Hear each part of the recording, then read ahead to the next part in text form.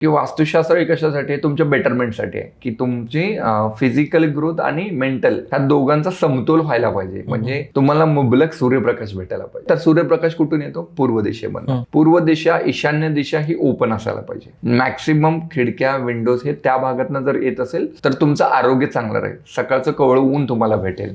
ठीक आहे, त्यामुळं व्हिटॅमिनची डेफिशियन्सी नाही होणार, आरोग्यावरती पैसा खर्च नाही होणार. हे एक सरळ सरळ कॉन्सेप्ट आहे जे आजच्या जनरेशनला पटण्यासारखं आहे. ठीक आहे, जर मी तुम्हाला एक्झॅक्टली मी सांगितलं की ह्या पदामधनं एंट्री घ्या, मे बी ते तुम्ही थोडंसं कन्फ्युजन होईल. त्याच्यासाठी एक्सपर्ट लागतो.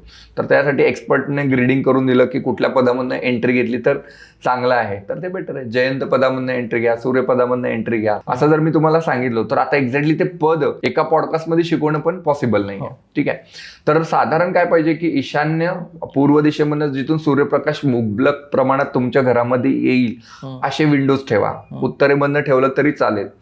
दक्षिण दिशा आणि पश्चिम दिशा ह्याच्यावरती जर स्ट्रॉंग भिंत असेल तर बेस्ट आहे. ओके, ठीक आहे, आणि त्या भिंतची विड्थ जरी जास्त असेल तर आणखीन जास्त आहे, कारण ही भक्कम पाहिजे. कारण हा जो सूर्य जेव्हा मावळतो पश्चिम दिशेमध्ये तर तो त्याचे रेज एवढे हेल्पफुल नाहीये आपल्या ह्युमन बॉडीसाठी. तर त्यामुळे सकाळचं ऊन, कवळा ऊन आपल्याला असायला पाहिजे. किचन साधारण आग्नेयमध्ये बनवतो तर त्याच्यामुळे काय होतं की जे बॅक्टेरिया वगैरे आहेत तर ते कडक उन्हामुळे ते नाही राहणार आणि तुमचं अन्न चांगलं राहील. ह्याच्यासाठी आग्नेयमध्ये किचन आपल्याला सांगितलं गेलं.